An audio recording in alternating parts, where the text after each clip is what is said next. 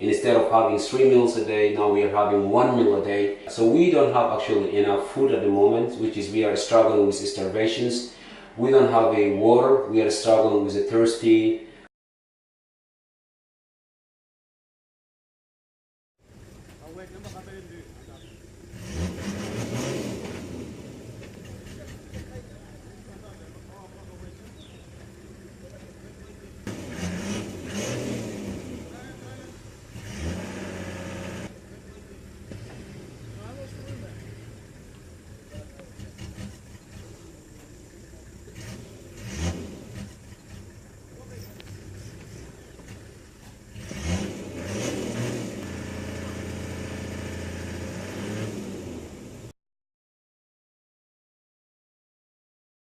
They removed the bin from inside, and they brought some trash from other part, and then they put it inside. They put some sand, feeding like bitter nut that they shoot, they spit it inside.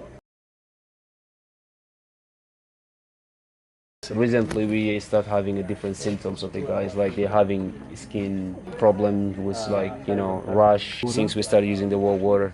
You're seeing rashes. What else are you seeing? Well, rashes, and there are some weird symptoms. We are seeing it right now, but we don't have a doctor in here. When you look at the skins of someone, you see like it looks like it's burned. It's burned and it's really itchy, and the person used to be irritated. He can't even sit for 1 minute just to relax. Every time you find them, they're just scratching their body upside down.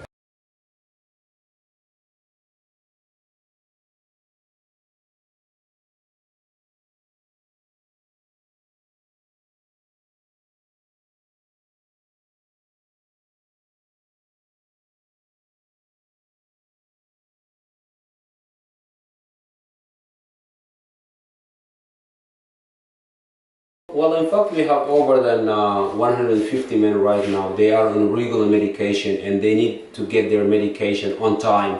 They can't even miss 1 day.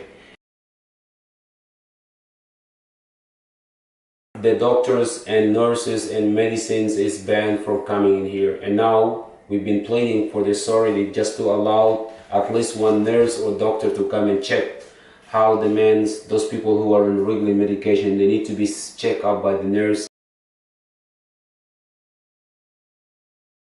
The majority of the guys, they really nearly run out of the medication at the moment. The majority nearly run out, and some of them they already run out. So the men with diabetes and epilepsies, and the men with the heart problems, we have got too many kind of that people in here, but we don't have an access to help those men at the moment. Yeah, his pain is here, so when I drink urine, so yeah, urine like I'm in too much pain, and I can't do like urine coming a little bit amount, and it's like Sorry, like he went to put Moosby and had an operation. We don't know what kind of operation he has because he has hemorrhoid. Hemorrhoid? Yeah. Do you know hemorrhoid? Yeah, so he has that operation, and they told him that if you're not feeling well after 3 months, we will take you back, but they didn't. When was the operation? Operation pala siya also mission. Yeah, maybe it's over 1 year. And they told him that we will take you again in 3 months for another operation, but they didn't take him. I was boiling some water for drinking, and when I was boiling the water, and I picked the pan, and while I was picking the pan, the water poured on my hand, so that it was burning on my hand, on my boss hand. But this one is more affected. Now I need some antibiotic to recover. A week ago, we have a guy, he had an overdose because he was trying to take the right medication, which is like prescribed for him at night and day, night, day, and like 3 times a day. And what happened, he mixed them up and he took the whole tablets in one time because he was in pain, and then he took this 3 sessions of tablet in one time. So what happened, he was unconscious for 24 hours. And we were really, really worried that this man, he's gonna lose his life in front of us. Do you worry anyone's going to die because of this? Well, in fact, we do worry. We absolutely worry about this, and this is like it's become something. It's just adding our anxiety, and we are really depressed about it because every day we have to think about the people who are really sick. And we have some of the men in here. They keep an eye very closely to some of our friends who have got the diabetes, heart problems, and those who have mental problems, because they need to take their medication on time, but they don't have a medication at the moment.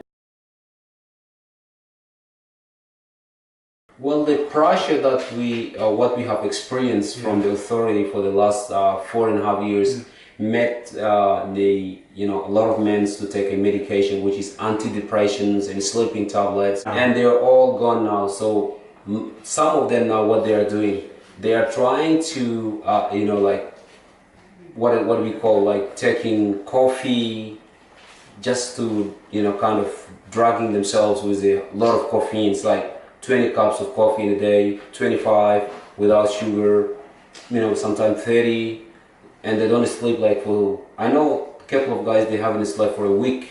For a week, they haven't put their heads on the pillow. They're just walking around. Why? Because they run out of their medications.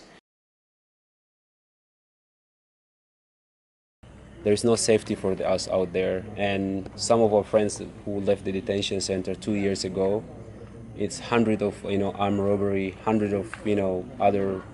They've been beaten up, they've been robbed. Two of them they commit suicides, and we believe that it wasn't suicide. It has been killed and planned for them. And beside that as well, we've been like here 4.5 years. So we were just asking ourselves and asking the authority, how long are we going to spend our lives in the prisons? We are human beings, we have a feeling, we have a family, and we need to look after our family. And we need to be part of the community that at least we can offer what we can.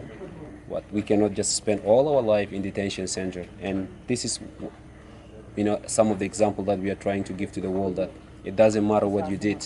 If you can able to cut the oxygen, but we are not going to leave this place. And we believe 100% that our freedoms will start from this place.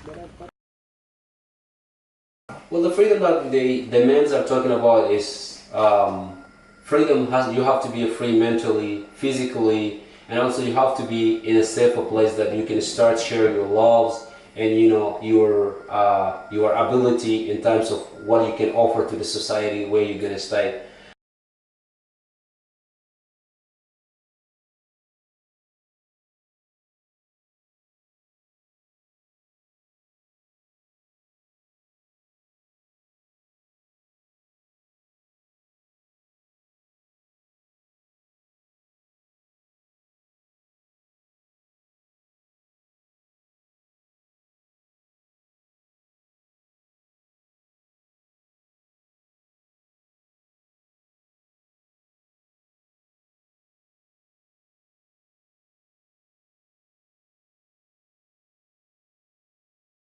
This is the kitchen.